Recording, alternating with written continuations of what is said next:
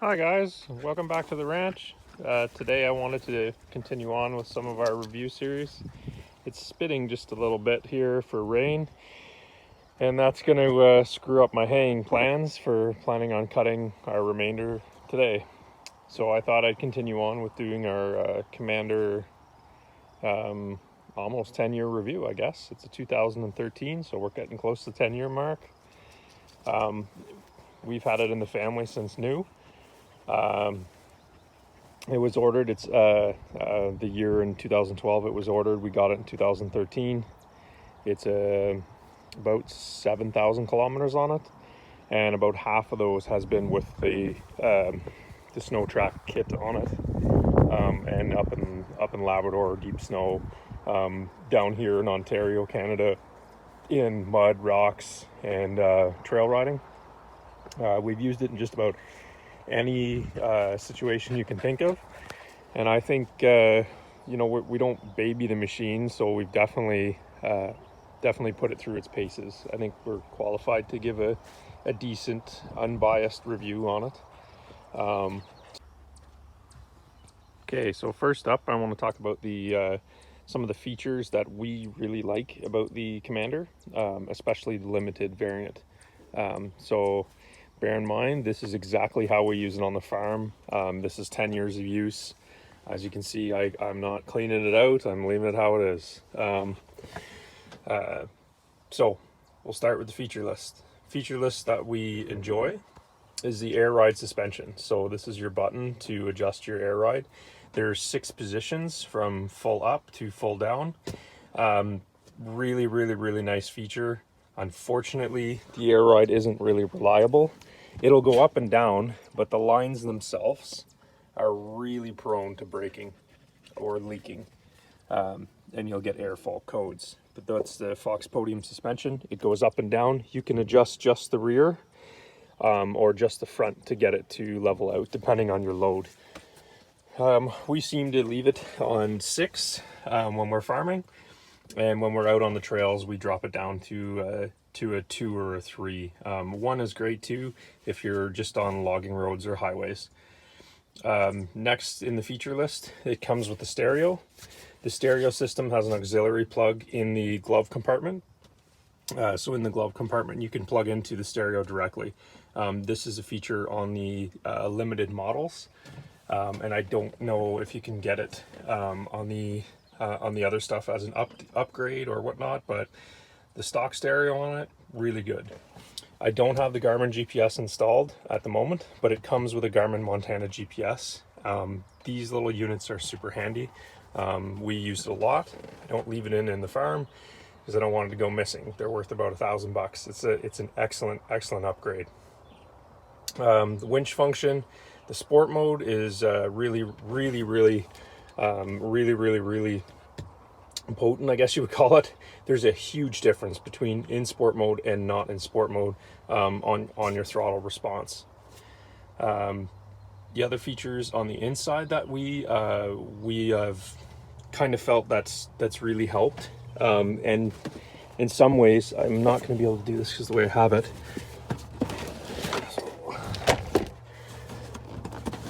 Down here is an access to your airline. So underneath this passenger seat, the way I have the seatbelt, I can't show it, but you have onboard air on this year, model, and make of Can-Am Commander. So the air compressor is underneath the driver's seat, and you can air up your tires. We've aired up our buddy's tires. We've aired up some of the tractor tires. We've aired up all kinds of stuff using that little port there, and the supplied airline that comes with it. Tilt steering standard. The seat is multi-positioning, so you can move it forward and back. And as you can see, after 10 years, it's held up fairly well. We didn't start to see this rip until we started using it for fencing, where you're in and out of the seat 1,000 times a day. It came with a half windshield, or I guess you would call it a quarter windshield, up to about here. It just mounts onto them tabs. We've upgraded to an Amazon. We got it off Amazon. I'll have to look the company name up for you. Soft cab with the rear window. Big difference. We used it for the wintertime for the tracks, and all we did was put in a little plug-in 12-volt heater because there's plenty of heat that comes off this motor. Next feature that the Limited comes with, and we used quite frequently, especially now farming, is the winch. The winch is a Warren winch. It does do the job. We haven't had anything come up as issues. We broke the winch line a few times. It's getting older now. It does come with the tilting bed on any Commander. The bed system on these is awesome. I think they screwed up when they made the new Commander. They didn't add the dual functioning bed. So underneath, I have my tire chains. I got a mat. I have a come along. I carry a spare water bottle, a wrench, a couple of different things that we need in an emergency, or if I get stuck in the pasture of the field or out on the trail. The bed is still a standard bed, and you can remove this to make it just about as big as my bush burrow. This piece comes out, and it's just like a big bush burrow back all the way down. It does hold quite a bit of wood. Unfortunately, the Commander itself, the shocks sag out quite horrifically under any sort of weight. Other than that, the tow hitch is standard. It's 2-inch receiver, just like your pickup. And the tow ratings, I'm not sure offhand, but I don't think I really care what the numbers say. I can tell you what it can tow. It'll tow 1,500 pounds of firewood fairly confidently. You have to have it in low, or it will burn a belt just about instantly. That brings us to another point. The trailer hitch location is too far under. It's too far under the bike. So anything you need has to be extended past to clear that tailgate. As you can see on our license plate bracket, that's not from me backing into stuff. That's the trailer latch that comes down that keeps hitting it. So we had to get extensions and the whole nine. It's a mess. It's a terrible location for a hitch receiver. It should be way further out. The other thing is the exhaust is right in your face there. So when you're going to hook anything up, it's noisy, it's loud. You can't tell the person that's backing up to what's going on. They can't hear you. So it's sort of frustrating. Other than that, utility wise, it's fairly decent at doing a good utility work around the farm. For trail use, this thing is a beast. I don't know what it's at. It's a 1000R motor, so 1000cc V-twin, and they fly. Like it's quick. Even being a 10-year-old machine, it's fast. Limitations: the wheelbase is short, so the ride is harsh, especially compared to the newer guys. And I would say the big downfall with the 1000 is it cooks belts. It doesn't seem to matter what you do to this thing. Belt wise, we've upgraded to a Maverick Kevlar belt, which gets us 1,500 to 2,000 kilometers out of one. And with the tracks, we've done about 1,500 kilometers out of a belt on tracks in deep snow in Labrador, and here using it on the farm. Low is the secret to that. Just an example for a belt change. It's the whole console. The seat comes out. All of this comes apart to get down to your belt. And on this model specifically, we have to take the skid plate out.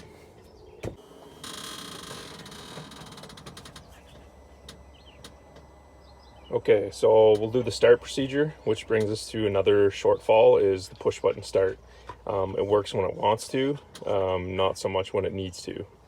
So, oh great, it runs today, perfect. We've had to play with this, adjust this, play with the gear switch, put on the brake. It doesn't seem to matter. When it's cold, this button sticks. I've cleaned it, I've replaced it. They all don't seem to last more than a few years. So we'll start in reverse, and I'm gonna hold this somewhat steady, and I've got it on RPM. I'll try and hold it steady. And you're gonna see sort of what the belt does here.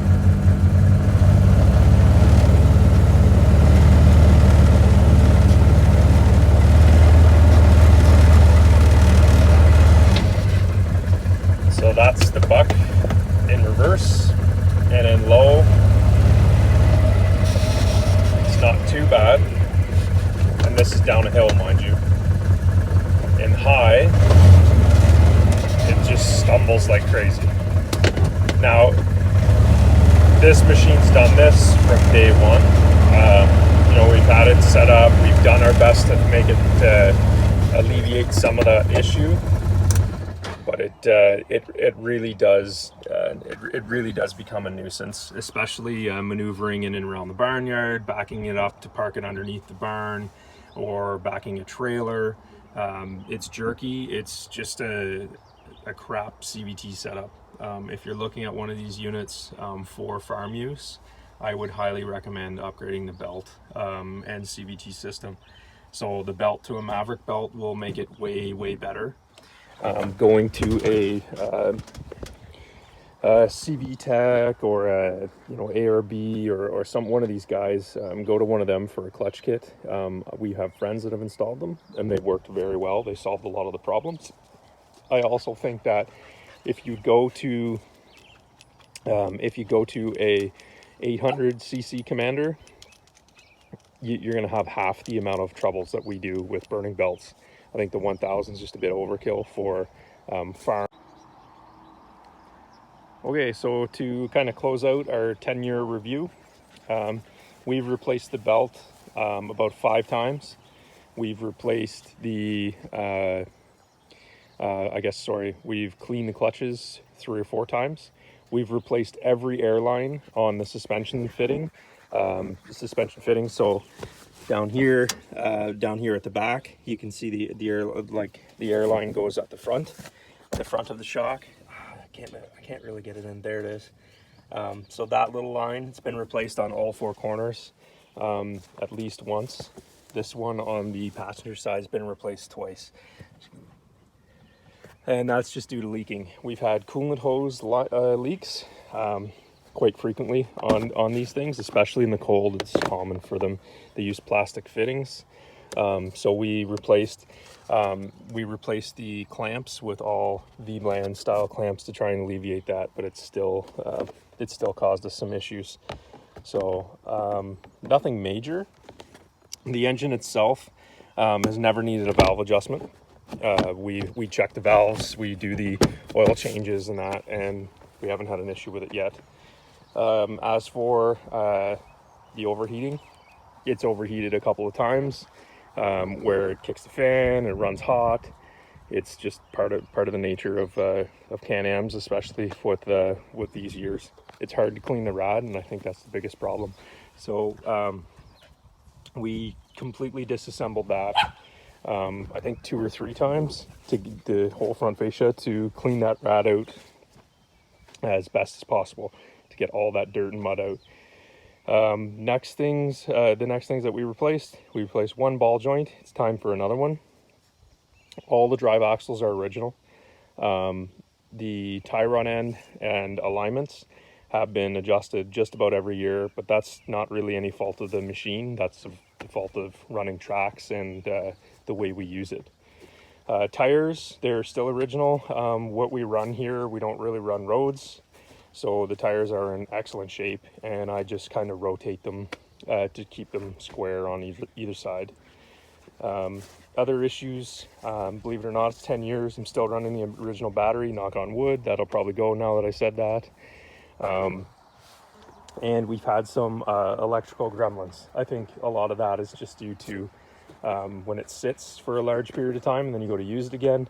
We had, the computer has a little bit of a fit and it starts throwing a whole bunch of random weird codes, and then it goes away.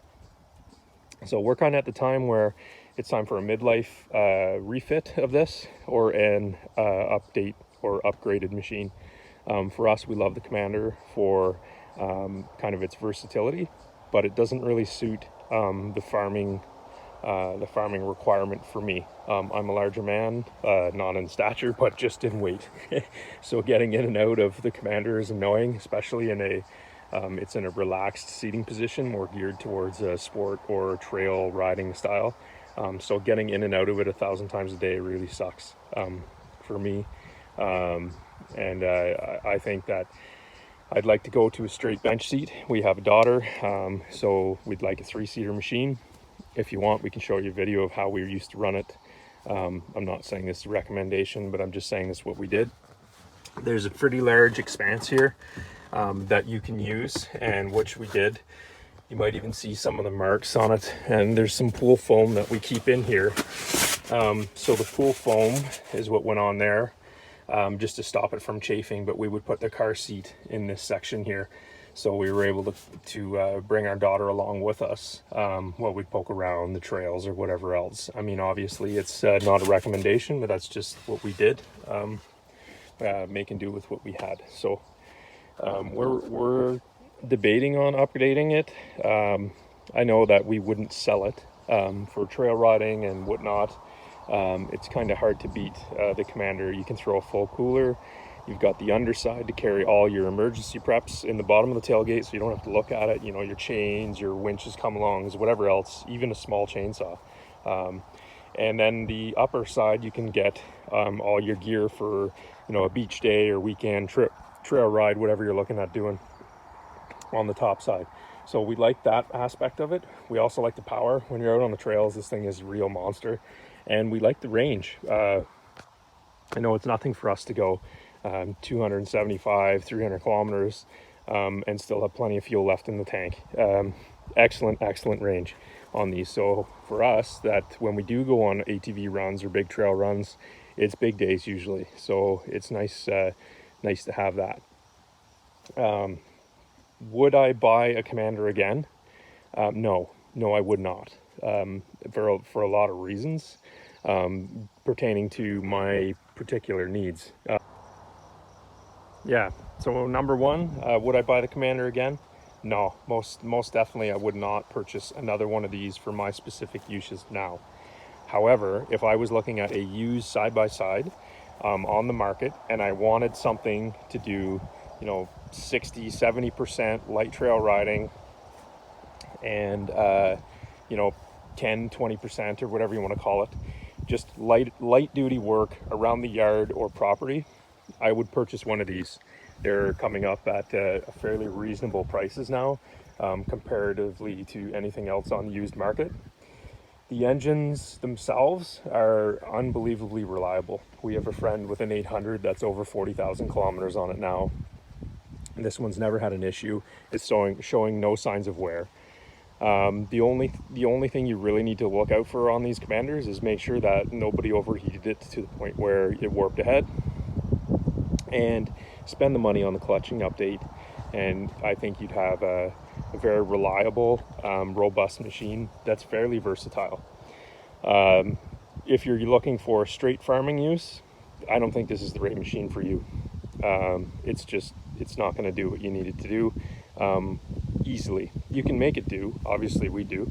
We throw, you know, fill that full of water daily, and I think it's 450 pounds of water, and it does the job. It doesn't do it with ease. It's always a bit sketchy toting it around with that much weight in it. And then when I go to move the water tank, the tailgate, it's not really rated. It's only rated for 220 pounds on the tailgate. So when I spin the water around to just dump it out into our stock tank system, it's kind of overloading it. So it's not really doing the task I needed to do. And the number one complaint for anyone farming is the hitch position is terrible. So I wouldn't recommend it on that alone. For anyone else though, great machines. I think you'd enjoy them. They're reliable for the most part. Minor inconveniences, but you know, nothing major that's got what we've experienced in, you know, our 9 years of ownership of this unit. All little light fixes. So for anyone looking for a Commander Limited or a Commander itself, Limited's worth the money for sure. The 1000 motor is awesome for the trails, a little bit overkill for the stock clutches.